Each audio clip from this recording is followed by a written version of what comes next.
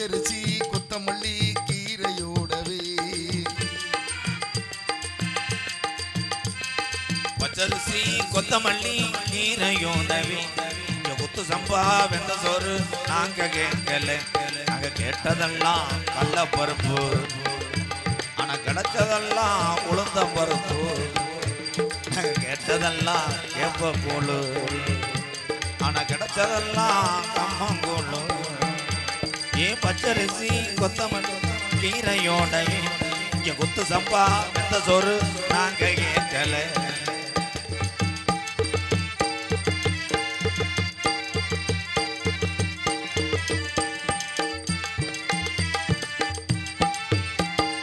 ஆட்டுக்கறி கோழிக்கறி முட்டையோடவே ஆக்கி வச்ச பிரியாணி நாங்க கேட்கல.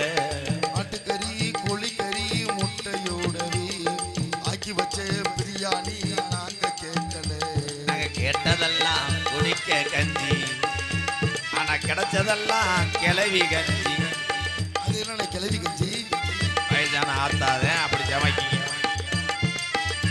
நாங்க கேட்டதெல்லாம் குடிக்க கஞ்சி, ஆனா கிடைச்சதெல்லாம் மாட்டு கஞ்சி. ஏ பச்சரிசி கொத்தமல்லி கீரையோடவே காடமங்கலம் முருகனத்தான் இங்க காணமே. அவன் வண்டியில படுக்க போனானா, அவன் டிரைவரை போய் தொந்தரவு பண்றானா. ஏ பச்சரிசி கொத்தமல்லி கீரையோடவே அங்க குத்து சம்பா வெந்த சோறு நாங்க கேட்கல.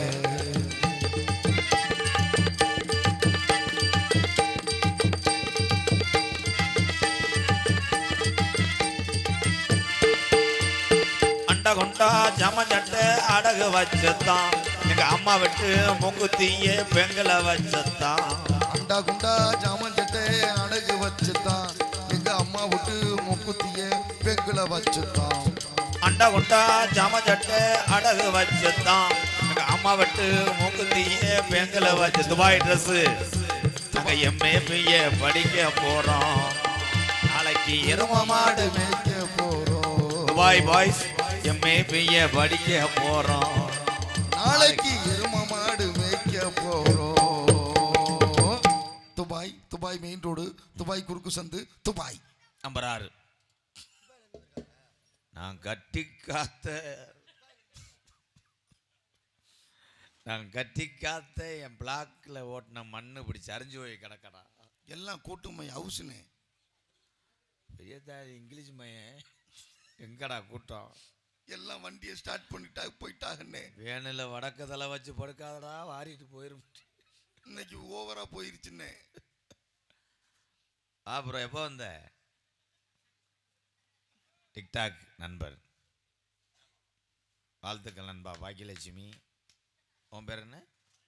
பழனிவேல் பாக்கியலட்சுமி தம்பதியருக்கு வாழ்த்துக்கள். பேரை சொல்லணும்னே எந்திரிச்சு வந்திருக்கேன்.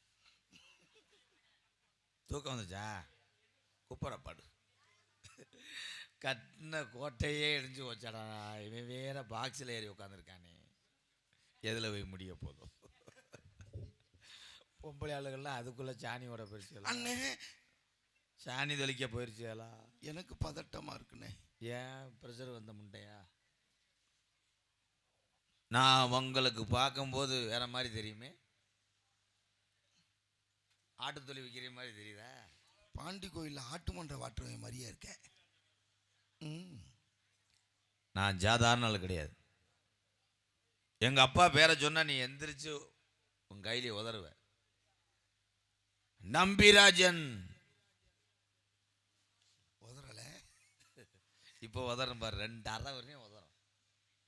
நம்பிராஜன் எங்க அப்பா பரம்பரையா எங்க அப்பா தான் குறிஞ்சி நாட்டினுடைய தலைவராக இருந்தார். தலைவராக இருந்தாருன்னா என்ன மாசத்துக்கு நாடத்துக்கு வர? என்னடா பொசுக்குன்னு கேட்டு விட்டேன். ஏண்டா அவியரிசி மண்டையா? வீட்டிலே இருக்க வேண்டியதுடா. அவர் இருக்காருடா, நான் அதுக்கடா இருக்கேன். எங்க அப்பா போன எலெக்ஷன்ல ஒரு ஓட்டில் தோத்து போனார். கடிஸ் கிரேட் தோத்துட்டாருங்கிற காட்டிஸ் கிரேட்டுங்கிற என்னடா சொல்ல வர? தெரியாம தான்டா பேசிக்கிட்டு இருக்கேன். ஒரு ஓட்டில் தோத்து போனார். வேற கருதருக்கு வந்தே மாதிரி உனக்கெல்லாம் அவனெல்லாம் கொஞ்சம் குதிய உன்னே பிடிக்க முடியாது அவனை. சிச்சுக்க மயிர் மயனே வெளியே இருக்க போறவன் 1 மணி நேரம் கழிச்சு வரையான் பாரு. நாய் வரணும் எங்கிட்டு ஓடுவேன், மண்டி ஓடுவேன். இல்ல நான் ஒரு ஓட்டுல தோத்து போனார் எங்க அப்பா. ஊரே அழுகுது. எங்க அப்பா இரிட்டார்.